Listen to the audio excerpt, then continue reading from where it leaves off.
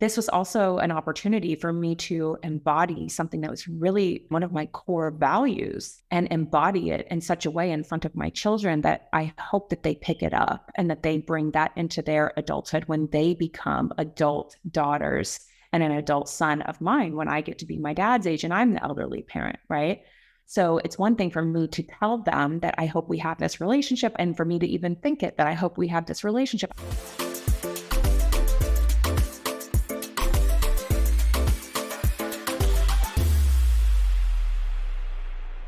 So I'm really excited to tell you the story about how last week I took my dad to the UK to a Beyonce concert, and to get into the vibe, I took myself back to the energy of last week. And to record this episode, I put on the jewelry that I wore at the show, and I put on my t-shirt that I bought outside of the show at the merchandise tent. But before we get into that, and I share some of the messages and things that kind of came through for me from having this experience, quick announcement. So the portal, there's a couple days left to join the portal and get the bonus pop-up call. So the portal is going to remain open, but if you want to come to the bonus pop-up call in June, here's the gist of what this is all about. The portal is basically the space that holds all of my digital courses that are on online business development / personal development. So any courses you've heard me talk about for several years now really are housed inside of the portal. They actually housed in two spaces, but one of the ways you can access them is via the portal. And it's an all access pass. You can pop in and watch the courses while you are a pass holder. The other is the Evolutionary Business School, which is another option. And that comes with small group coaching. So you get both. So the portal, which is relatively new, I just opened the portal in April. Everyone who joined in April and everyone who joins in May, so up until May 31st, qualifies to come to a June pop-up Q&A. And what that looks like is all of us on Zoom together, and you can come and bring your questions, whether that's, how do I navigate the portal? Like, which course should I start with? This is where I'm at in my business. Or, hey, I watched this module or this course, and these are the questions that I have. Can you speak a little bit more about this particular thing that you discussed in this particular course? Or really anything when it comes to business / personal development. So these bonus pop-up Q&As, I used to do them. I started doing them in 2020 with my self-paced digital courses because it was such a fun way to allow people to learn from me on their own time, watching these self-paced courses, and then still have that live interaction and opportunity to get your questions answered. So that's happening in June. But again, to qualify, you have to be in the portal before May 31st. And there's over $2,000 worth of courses if you were to purchase them separately inside of the portal. So it's like a stupid no-brainer decision. If you've been following me, you enjoy my content, you enjoy the way that I approach business, and you wanted to learn from me, it's a very accessible way to do that. Moving on, the other quick announcement I have is private support, private mentorship. I do have space for private mentorship. These are very customizable containers, depending on what your needs are, what you desire my support in, whether that's some combination of entrepreneurship, motherhood, of energy healing, and really, I think it's safe to say all of my private support containers have a heavy dose of energy healing. And if you don't know what that is, that's okay. We will work through that in the container. So if this is something that you're interested in, just reach out to me. You can DM me on Instagram, or you can send me an email at nicole@nicolejoy.com, and let's set up a time to talk. We'll see if it's a good fit and then how I can best help you, whether that's private mentorship or some other space. All right, let's get into the story. So I took my 70-year-old dad to see Beyonce in Wales. And in sharing this story on the podcast, I'm going to share why I'm putting it on the podcast, how this came to be, and kind of highlights of our trip. And then the last piece that I debated whether to share or not, I'm going to go ahead and do it anyway, because there's a lot of entrepreneurs listening, is how to navigate trolls on the internet that leave nasty comments, because yes, this has happened once again.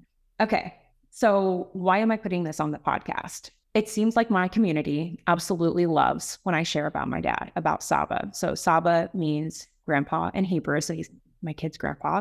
And every time I share about my dad, people reply to the story, or if I happen to post something about him, which is pretty rare, the views are ridiculous. Like the last time I checked, the Instagram reel that I made from our trip in the UK had 14,600 views, which is pretty high for mine. I've had several that are that high and higher, but that's pretty high given that my audience size is maybe 5,000 people on Instagram. And this has happened a couple of times when I've had a reel about my dad. The last one was last year in the spring when he sold his business. And I made a reel out of it. And that one also had like ridiculous engagement. People are always saying, oh, I love your relationship with your dad. And thank you for sharing him with us. And I don't share a lot of detail about him, but just it's very clear to you all that he's very active in our lives. I wanted to share more about this and put it on the podcast because my theory behind why people are so interested and appreciate so much our relationship is that that's not something that we see very often.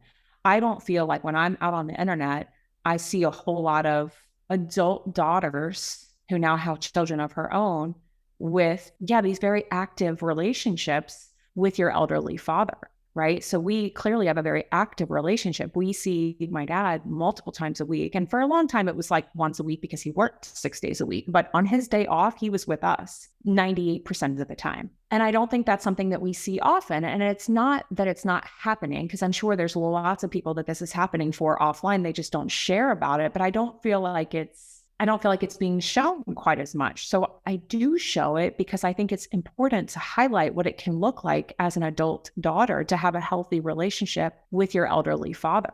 I also wanted to share our story on the podcast because I wanted to convey to you that this isn't just about me and my dad taking a trip. This isn't just about a Beyonce concert. This isn't just about any of those things. It goes a lot deeper than that. And so if you're a mother and you're listening, of which most of my people are, this was also an opportunity for me to embody something that was really one of my core values and embody it in such a way in front of my children that I hope that they pick it up and that they bring that into their adulthood when they become adult daughters and an adult son of mine when I get to be my dad's age and I'm the elderly parent, right?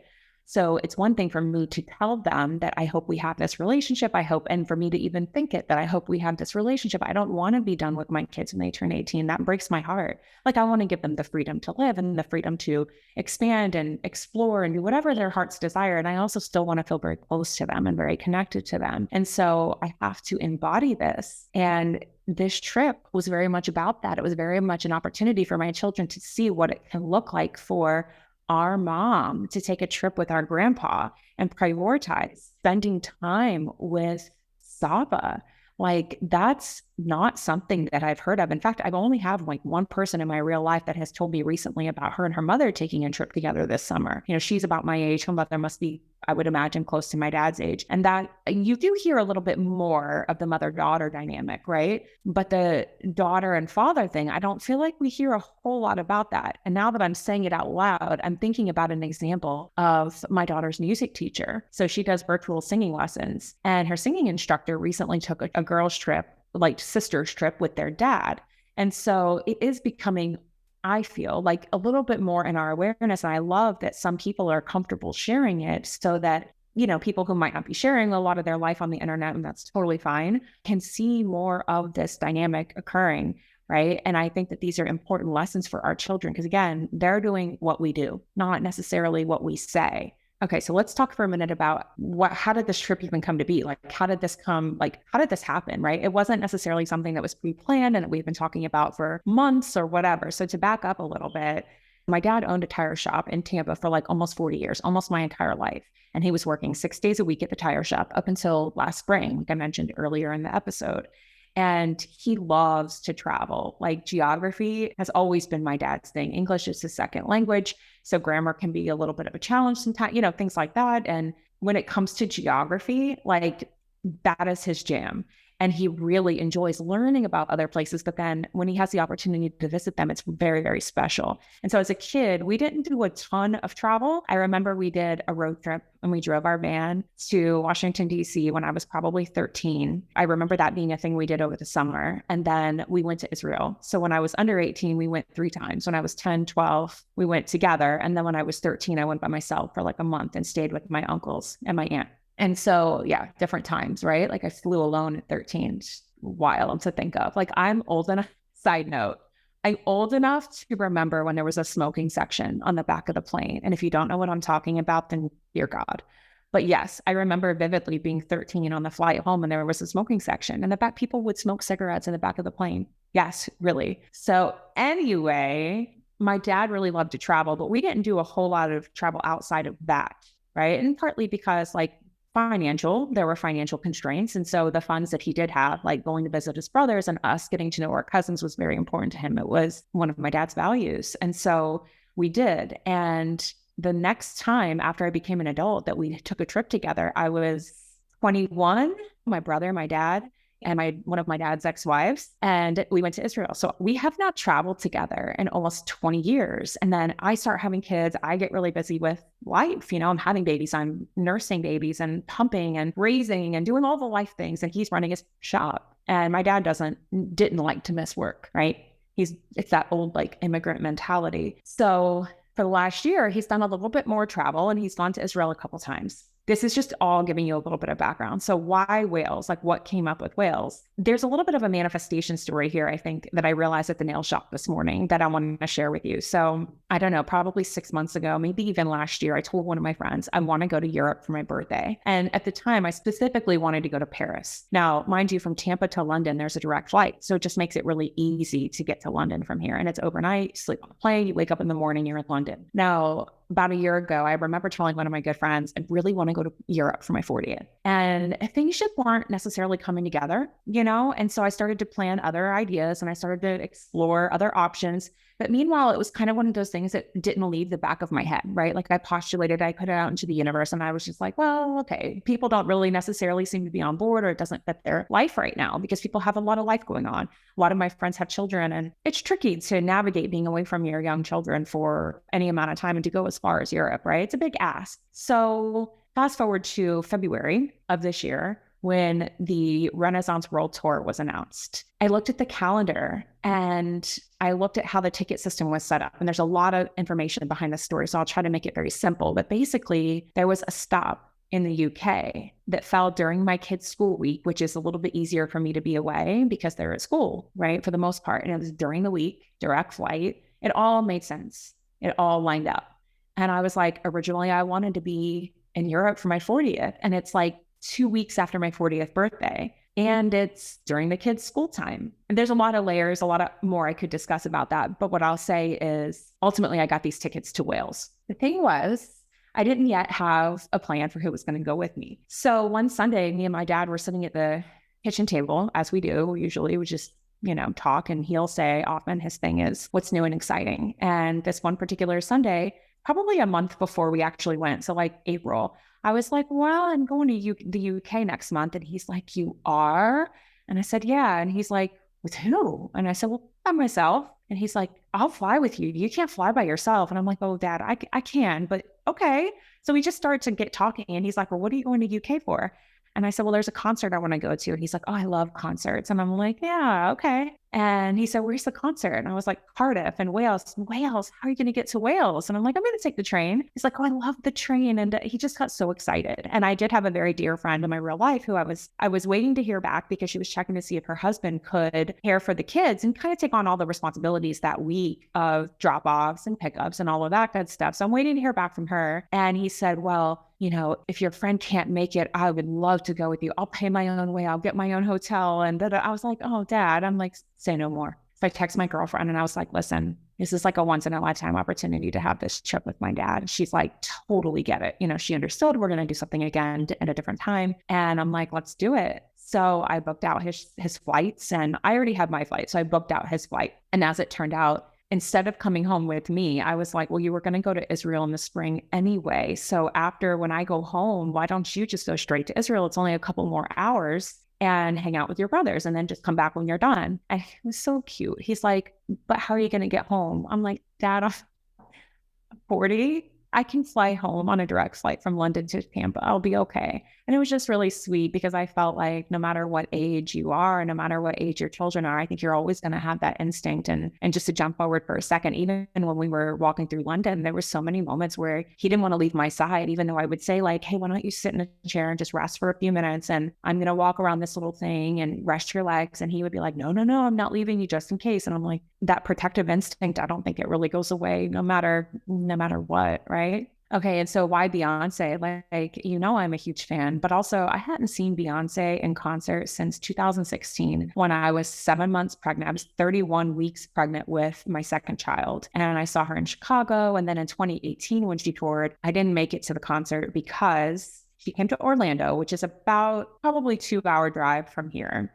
with traffic. And it was like 3 days before my due date in 2018. And if you know the story of my third child's birth, I think intuitively I knew that there's no way I feel comfortable being 2 hours away from home at almost 40 weeks pregnant with this child. I'll end up having an I-4 baby. If you know I-4, it's the main interstate that takes you from Tampa to Orlando, and it's a mess. And if you heard my birth story, which was on episode 141, I think the title was That Time I Had a Baby on the Bedroom Floor. So if you haven't heard it, I highly recommend it. I would have definitely had her on the interstate. Would have been a great story, but not one. I prefer the bedroom floor to the interstate. Let's take a moment for a quick commercial break. So I want to share with you HoneyBook. If you have not been using HoneyBook in your service-based business, well, let me tell you that this thing is like simplified my life. HoneyBook is a client relationship management system. So inside of it, they had me at, when you're picking the options of what your profession is, they had me at doula was an option. I was like, hello.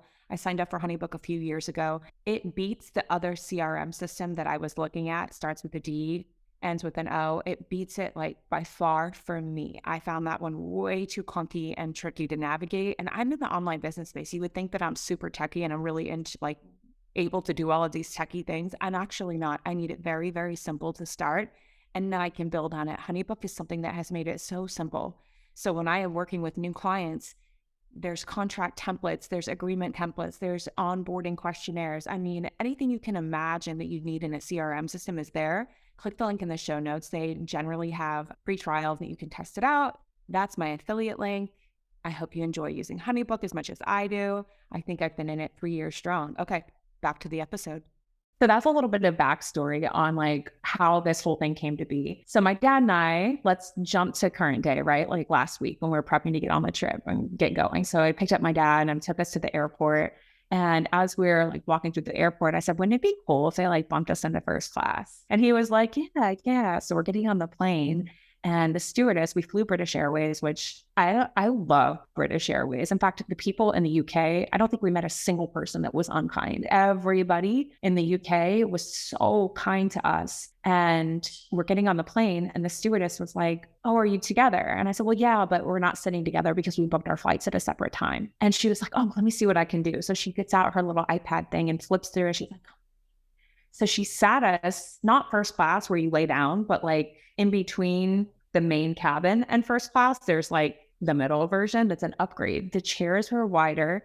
You had way more leg room. Your chair reclined like a lot and you had a footstool. Like it was, I was like dying. She said, I think your dad will be more comfortable up here. And I could have cried. It was the coolest. He was so excited and it made it such a beautiful, like we both got some rest. So the way that it worked, we left Tampa Monday night.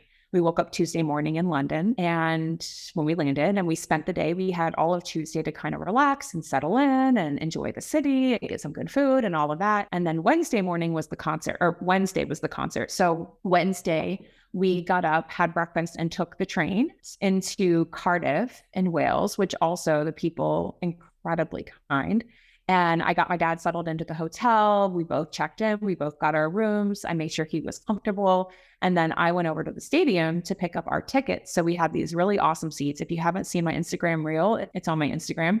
Our view was incredible. So I wanted to make sure that like we would be okay. We have our tickets in hand. They're not doing mobile tickets anymore. You had to pick them up in your hands. So I went through that journey. And then I went to the merch shop. So the merch shop is where you can buy like merchandise. So t-shirts, sweaters, whatever they have that is for the tour, right?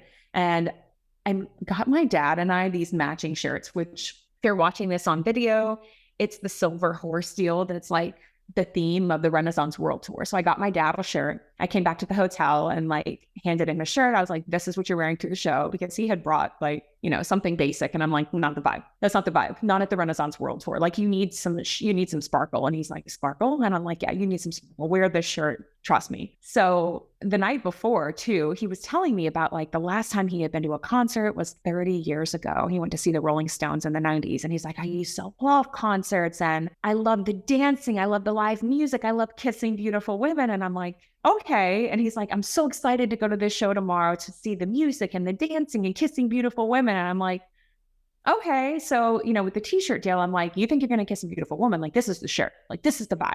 So he's like, all right, cool. So you put it on, whatever. We go back over to the stadium when it's time, when the doors are opening. I got there really early when the doors opened to make sure we were settled in and he was in his seat. He's comfortable and to risk not getting stuck in a crowd. So I got him settled in and we got a hat. Once my dad looked around at everybody standing in line and heading into the stadium, there's sparkles and bling and shiny on every single body that was walking into that building. I think he looked down and was like, thanks for the t-shirt. And there were people selling these like shiny silver disco ball style fedoras. So we got my dad a shiny fedora and he wore it and I got him settled in. Everybody's coming into the show. The show started. It was incredible. You can see a clip. You can see 90 seconds of the show from my Instagram reel. So probably halfway through the show, you know, my dad's sitting down as needed. So she takes breaks, right? So Beyonce takes breaks in between when she's changing outfits. And so while she's changing an outfit, there's either just music playing or some of her dancers will come out and do something special so that you're not just kind of sitting around. But in those breaks, my dad would sit down and just like rest his legs a little, you know, because he's 70. And then when she'd come back on, he'd get back up and get back into it and dance and whatever. He doesn't know all the words, but who cares? So about halfway to 2/3 of the way through the show, I see like, you see it on my reel, I catch my dad like totally hitting on these girls behind us, right? Really cute younger girls, I don't know, maybe in their 30s. And they're like all in it, dancing with my dad, having a good time, wearing his hat and putting their stuff on him and just living it up. And my dad had fallen in love yet again and met his future ex-wife. This is something that he always jokes about. He'll say like, I met my future ex-wife today. I think my dad met like 7 different future ex-wives on the trip, which is so typical of Saba. So I'm this wing woman. He's in there having a blast. And I know the woman leaned over and she's like, is it okay if your dad has wine? And I'm like, too late, I guess. I don't know. He's sitting there drinking out of her cup. It was a sight. We had a time. It was absolutely amazing. And when it was time to go, he gave them a kiss on the cheek. He asked, you know, can I give you a kiss goodbye on the cheek? And they were like, yeah. So he's like, I told you I was going to kiss a beautiful woman. And I just, yeah. He did. I died inside, like in the best way. It was hilarious. So we were heading back to the hotel and he's like, this was one of the best experiences of my life. And I'm like, me too. Like, what an incredible time. So that's the gist. That's the gist of the show. That's the very high level summary and recap. After the show, we stayed the night in Cardiff. The next day, we came back to London. We had the whole day to hang out in London. And then the very next morning, I flew back to Tampa. He left to Israel and then off to Prague, and he'll be home, I think, next week. So the last piece that I wanted to share with you is how to navigate trolls on the internet that leave nasty comments. So I shared the Instagram reel, right? I made that video in my phone or whatever. And then I put it on Facebook. I don't know how many views it's had on Facebook. And then I shared it to a Beyonce fan group that I'm in. I joined this group in February when the tour was announced because I wanted to see what people were saying about the lottery system and getting tickets and all of that stuff, right? So I was joining to kind of get a feel for the vibe. After my experience, a lot of people have been sharing to the group, like things they're doing at the tour and, you know, all of that. So I shared the video with the caption, I thought you all would really enjoy this or appreciate this, you know? And for the most part, there were a lot of people commenting like, how cool, your dad looks like he had so much fun, blah, blah, blah, similar to what I'd heard on the reel, you know? And then this one comment from a person named Aurelius Votat, he says, and I quote, took her dad to a Beyonce concert, spent the whole concert on her phone, filming herself, lip singing the songs. So daddy is in the background, desperately trying to find a decent human being that he'll be able to communicate with. Smile emoji, end quote. So the thing about being in the online space is the more people see you, the more visible you are. And I'm not a huge account. I don't have a huge online presence, but the more I allow people to see me on the internet, the more you may run into low vibe comments. It's just how it goes. And I don't get a whole lot of this kind of stuff because for the most part, I'm not available for it.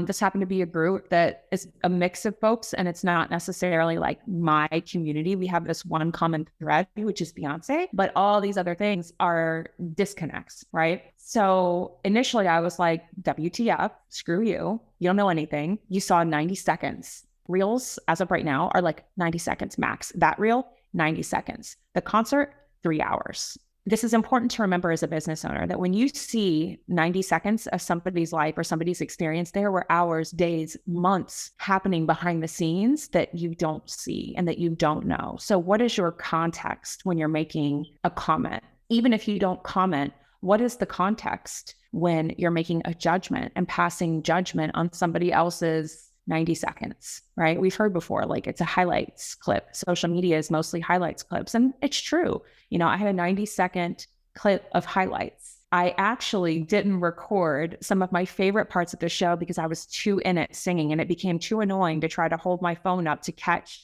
I wanted to have footage because I wanted to remember these moments for the rest of my life, even after my dad is no longer with us in this earthly plane. And I was trying to balance, not that I need to explain this, but like, entrepreneur to entrepreneur, I was trying to balance, like I wanted some memories of this on video, because at some point, that's all I'm going to have left is the video and the memory. Having the video will help me tune back into the energy of the memory and relive it in a way that if I didn't have it, just might not be the same. So out of a 3-hour show, having 90 seconds of highlights, I actually felt really good about. So what do you do? How do you navigate nasty troll comments? Do you block and delete? Do you argue back? Do you get upset and allow yourself to compound the frustration you feel over that one person? I don't. I feel like our energy is far too precious to spend arguing on the internet. I don't engage and argue on the internet. I'm not available for it. I feel like it's a waste of our precious energy. You could block and delete. In this particular case, I'll probably just leave the group because I feel like I don't know if it's a vibe. I don't know if it's a match for where I'm at. I don't know that I'm getting what I need, and that's okay. And I think these are really important things to think about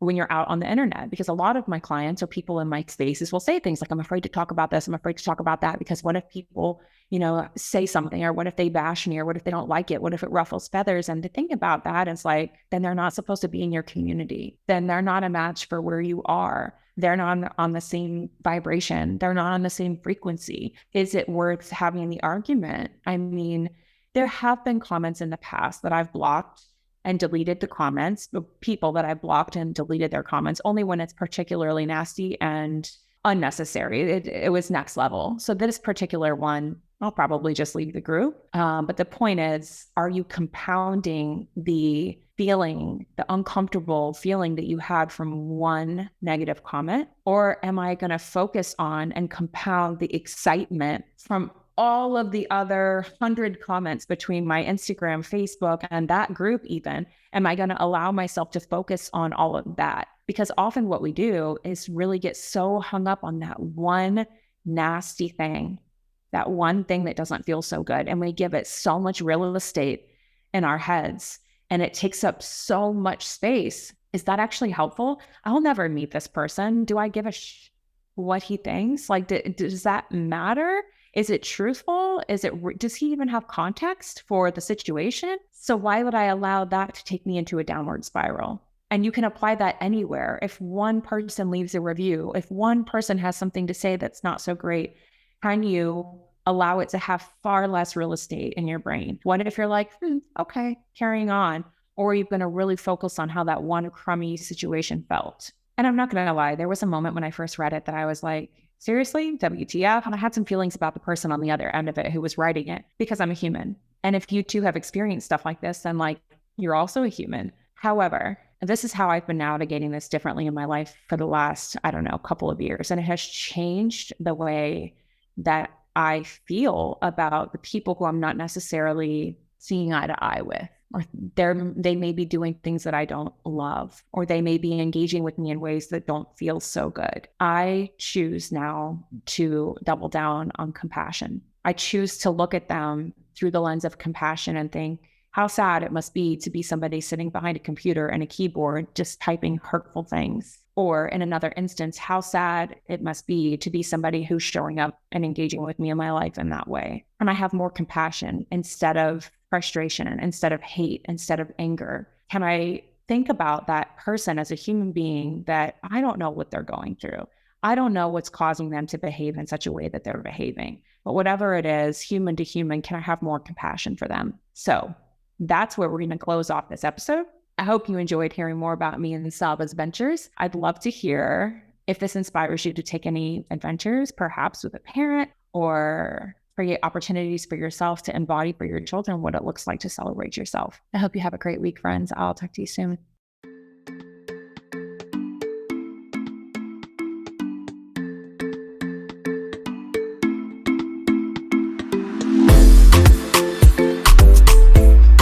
Thank you so much for taking time out of your day and listening to this episode.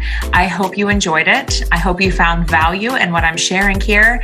And if you did, can you do me a little favor and go and rate and review this episode? I will share a link in the show notes so that it's really easy to rate and review this podcast. It would mean a lot to me, as this is truly a passion project. Have a beautiful day, and I will see you next week.